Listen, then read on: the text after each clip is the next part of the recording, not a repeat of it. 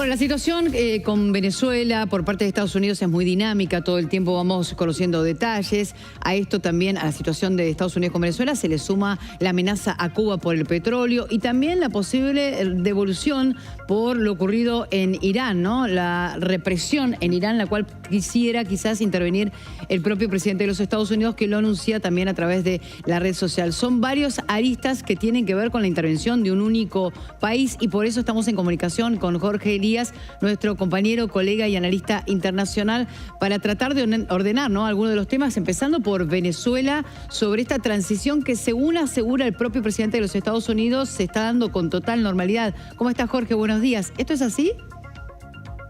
Buen día, Capel, buen día, Damián. No, bueno, normalidad no, porque se está sentando un precedente. La intervención en otro país, prácticamente crear un protectorado y dejar a un régimen en ejercicio, que es el régimen chavista, para que maneje justamente esta transición. Y de hecho, la liberación de presos políticos se va dando a cuentagotas, es decirlo.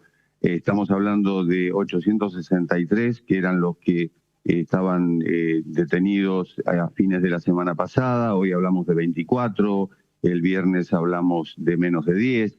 Se está dando a cuentagotas y esto tiene que ver también con una estrategia de parte del régimen chavista, y es que no se produzca una liberación masiva, porque eso podría ser, en cierto modo, contraproducente para el mismo régimen, que suceda algo así.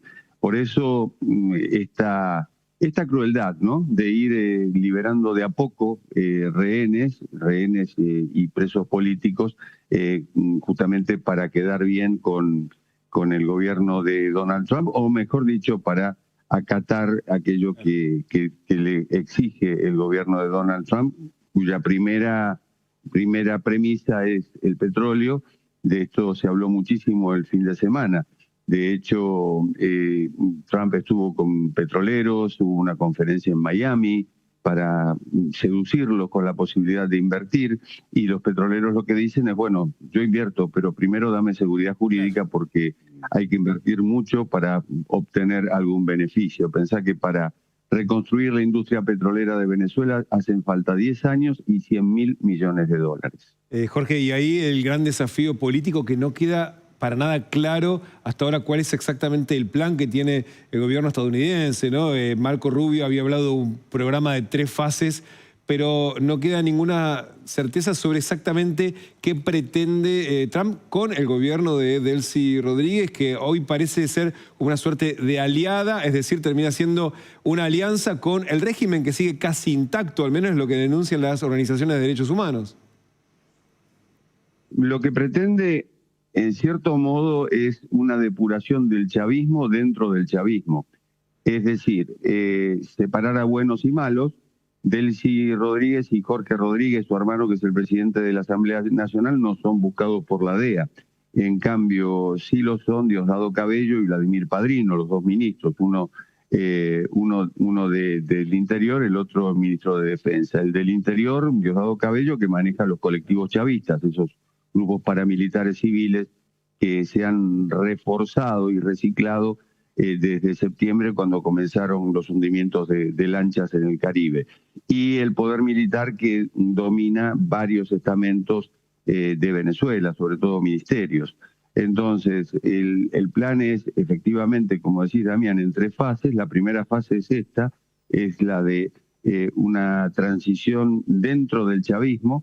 Una segunda fase que sería con más técnicos, es decir, con más seriedad desde el punto de vista técnico. Y la tercera fase, que es la deseada, por supuesto, que es la legitimidad democrática, que haya elecciones o que se respeten las elecciones del 28 de julio del año pasado, que fueron robadas prácticamente por Nicolás Maduro.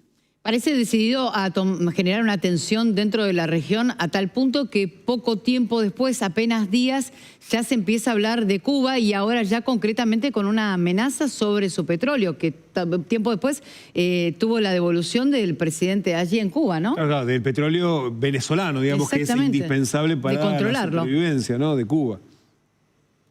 Ustedes piensen que Cuba pasó sus fiestas en la oscuridad. La electricidad de Cuba depende del petróleo. Venezuela en su momento le daba 100.000 barriles diarios a Cuba, y esto era parte de un acuerdo que se llamó Petrocaribe, que era una forma del gobierno de Chávez en ese momento, una forma de seducir sobre todo a los países de la región, del Caribe en particular, con petróleo subsidiado para obtener votos en organismos internacionales.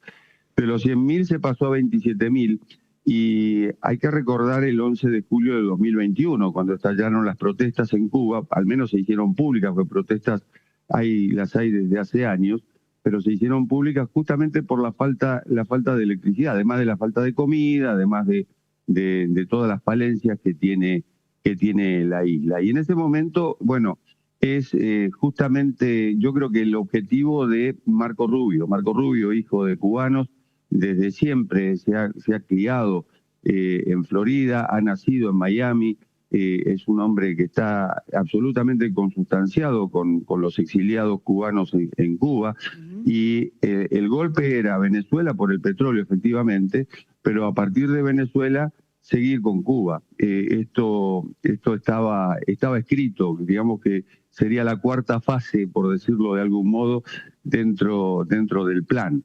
Y en este caso sí estamos hablando de una dictadura pura y dura que ha reprimido aquellas manifestaciones del 11J, las de Patria y Vida, y a eso sumarle que en los últimos días, inclusive, sobre todo después de las fiestas, han seguido las manifestaciones, las protestas y demás, reprimidas duramente por la dictadura de Díaz-Canel y de Raúl Castro, de 94 años, que es el que sigue manejando los hilos de la isla desde la muerte de Fidel.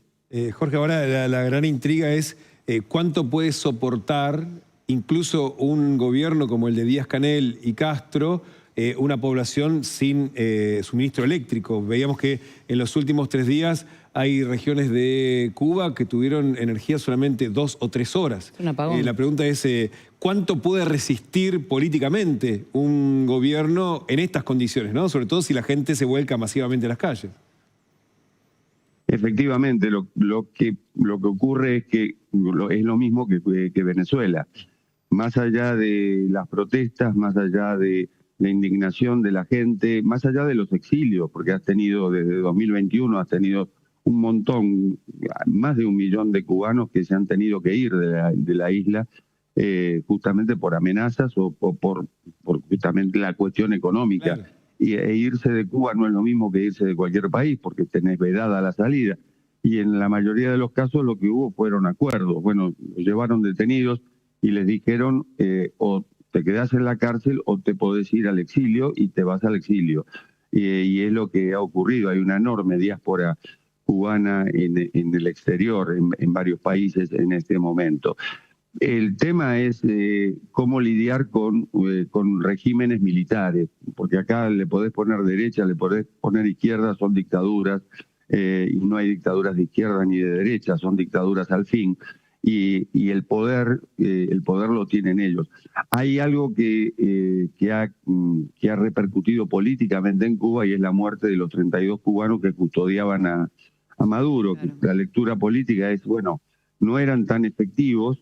Desmiente aquello que Delcy Rodríguez, por ejemplo, la actual presidenta encargada de Venezuela, decía que no había elementos extranjeros dentro de la seguridad, lo cual es mentira, absoluta mentira, porque primero el acuerdo con Cuba, que viene de la época de Chávez, pero porque cuando a Chávez lo liberan de prisión antes de las elecciones, en 1982, lo va a recibir Fidel Castro en La Habana, y a partir de ahí se crea una suerte de armonía entre ambos.